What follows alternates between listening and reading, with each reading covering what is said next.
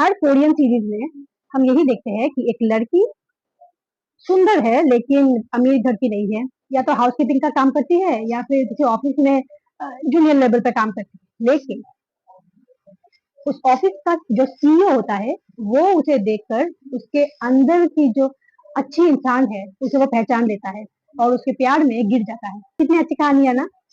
और इसी तरह की होपलेस कहानी में फंस कर टीनेजर जो होती है वो यही सोचती है कि हम इसी तरह से क्यूट क्यूट बिहेव करेंगे तो कोई ना कोई बड़ा सीईओ हमें पसंद कर लेगा। ऐसा नहीं होता, क्योंकि सीईओ जो होते हैं वो दूसरे सीईओ या फिर सीएफओ उनके साथ ही मीटिंग करते हैं या फिर उनके साथ ही उठते बैठते हैं। खुद को इम्प्रूव करना सबसे ज्यादा जरूरी है, क्योंकि अगर सीईओ चाहिए तो सीईओ बनना पड़ेगा। ये तो हो गई फिल्मों की बातें। अब हम आते हैं रियलिटी पर। रियलिटी में जब शादी होती है तब गुण मैच किए जाते हैं।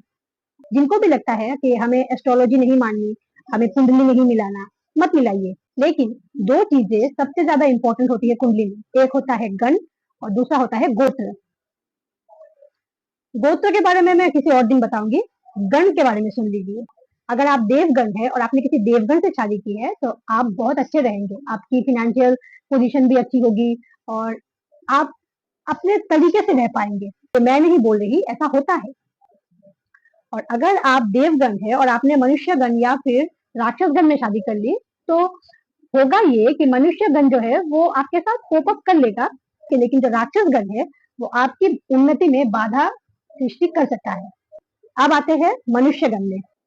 जो मनुष्य गण होता है वो अगर दूसरे मनुष्य गण से शादी करता है तो वो अपने घर में बहुत ही सुख शांति से रहेगा, क्योंकि उनका गण सेम है। लेकिन अगर कोई मनुष्य गण देवगण से शादी करता है तो कोई प्रॉब्लम नहीं है, लेकिन अगर कोई मनुष्य गण राक्षस गण से शादी करता है तो बहुत बुरा होता है, क्योंकि राक्षस गण का नेचर डोमिनेटिंग होता है जो मनुष्य गण को थोड़ा अनकंफर्टेबल कर देता है।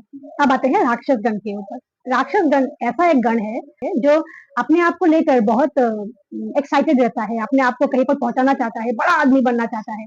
उसके साथ जब किसी राक्षस गण की शादी होती है तो दोनों मिलकर जो एनर्जी क्रिएट होती है उससे उन दोनों का इंप्रूवमेंट होता है। मतलब वो दोनों कुछ भी कर सकते हैं दुनिया में। मनी उनके लिए कोई मैटर नहीं होता, क्योंकि उनका जो पैशन होता है वो मनी को ऐसे ही अट्रैक्ट कर लेता है। लेकिन अगर कोई राक्षस गण किसी देवगण से शादी कर ले तो उनके घर में सुबह शाम झगड़ा होना ही होना है। और अगर कोई राक्षस गण किसी मनुष्य गण से शादी कर ले तो उस जो मनुष्य गण होता है तो लाइफ में बहुत डिफिकल्टीज होती है। ये गण की बातें मैं इसलिए बता रही हूँ क्योंकि हम जब किसी से प्यार करते हैं तब हम ये गण गोत्र कुछ भी नहीं देखते। लेकिन मुझे लगता है प्यार जब शुरू होने जा रहा हो तो गण और गोत्र जरूर पूछ लेना चाहिए। लेकिन शादी से पहले अगर गण और गोत्र पता चल जाए तो इंसान की जिंदगी में ना उसको पता रहता है कि मुझे सामने क्या मिलने वाला है, मतलब मेरी लाइफ में क्या होने जा रहा है या फिर क्या होगा।